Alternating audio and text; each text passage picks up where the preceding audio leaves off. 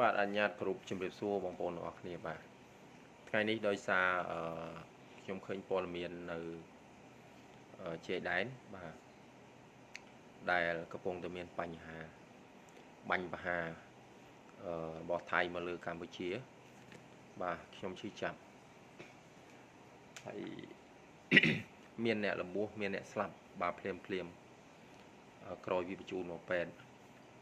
បាទហើយខ្ញុំនឹកឃើញដល់ខួរក្បាលខ្មែរមួយចំនួនដែលគាត់នៅតែចង់បាន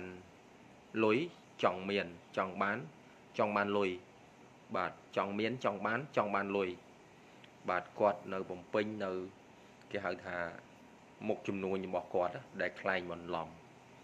បាទដែលខ្លែងបន្លំដោយប្រើផលិតផលថៃបាទ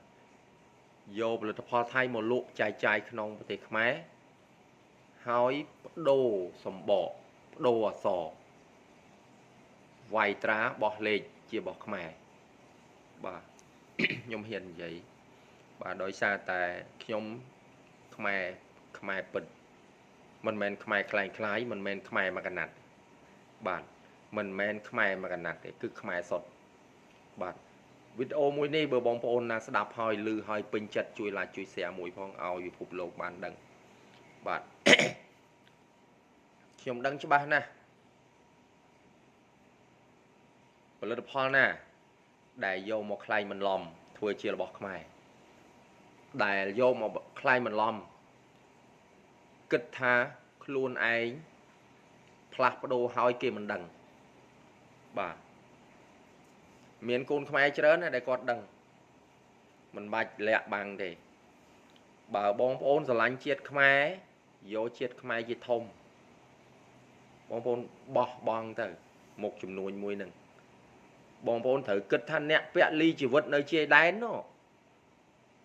គាត់មានឈាមជ័រជាខ្មែរសុទ្ធការពារទឹកដីការពារក្បាលលោកឯងអស់ហ្នឹងឯងការពារអាយុជីវិតអស់លោកឯងហ្នឹងឯងលោកឯងកុំគិតថាមានបានទៅរួចខ្លួនជីកប៉ាល់ហោះទៅនៅស្រុកគេបាទស្រួលលោកឯងអត់គិតដល់គ្នាអ្នកដេកហាលមូហាលភ្លៀងហាលថ្ងៃហាលកទេអ្នកខ្លះដើរមិនស្រួលជន់មានស្លាប់ទៀតកព្រាកូនពួកលោកឯងយកខួរមកគិតវិញបើលោកឯងជាមនុស្សខ្ញុំអត់ចង់និយាយអីឲ្យអាក់ស្រួលទេខ្ញុំមិនមែនជាអ្នកចេះដឹងអីទេខ្ញុំគ្រាន់តែជាមនុស្សប្រជាពលរដ្ឋតូចមួយដែលដើរបណ្ដើរៀនបណ្ដើខ្ញុំនៅកន្លែងណាខ្ញុំរៀនកន្លែងហ្នឹងចូលស្ទឹងតាមបត់ប៉ុន្តែខ្ញុំអត់បត់ចូលស្ទឹងអរគុណច្រើនជួបគ្នាវីដេអូក្រោយបងប្អូនបាទជួយ like ជួយ share វីដេអូនេះផងបើបងប្អូនជាខ្មែរបាទស្ដាប់វីដេអូនេះហើយបើបងប្អូនគិតថាខ្ញុំនិយាយទៅត្រូវមែនជួយ like ជួយ share ផងបាទអត់ចង់ល្បីអីទេប៉ុន្តែខ្ញុំចង់ឲ្យពិភពលោកបានដឹងនៅរឿងមួយនេះដែលខ្មែរកំពុងតែកេងចំណេញកំពុងតែកេងប្រវាញ់នៅពេលនេះបាទកំពុងតែឆ្លៀតបាទកំពុងតែកក្លឿនចង់មានចង់បានលុយប៉ុន្តែអត់បានគិតនៅអ្វីដែលប្រយោជន៍រួមប្រយោជន៍ជាតិទេអត់បានឈឺចាប់ទេបាទអត់បានឈឺចាប់ទេតែវីដេអូមិនហ៊ានចេញផងខ្លាចគេបាញ់ចោលខ្លាចគេចាប់ដាក់គុកខ្លាចធ្លាក់សាក់ខ្លាចធ្លាក់ផ្កាយថោកទាបបំផុតមនុស្សបែបហ្នឹងងាប់ទៅល្អជាងកុំឲ្យធ្ងន់ផែនដីអរគុណច្រើនបងប្អូនជំរាបលាខ្ញុំអត់ចង់និយាយច្រើននិយាយច្រើនខុសច្រើនតែខ្ញុំនិយាយនេះមិនចង់ឲ្យខុសតែបើសិនណាខុសបាទបងប្អូនមួយចំនួនដែលប្រកាន់ចោះខ្ញុំអត់ថាអីទេបាទខ្ញុំទទួលយកហើយក៏សូមអធិស្ឋានទុកជាមុនផងដែរភ័យទោសបើសិនណាខ្ញុំនិយាយទៅខុសហើយបើសិនណាចំហើយបើបងប្អូនមានខួរជាមនុស្សបងប្អូនកែទៅបាទកុំបាច់យករឿងហ្នឹងមកខឹងខ្ញុំក្រោតជាមួយខ្ញុំដោយសារខាតលៀបខាតយុះខាតលួយខាតកាក់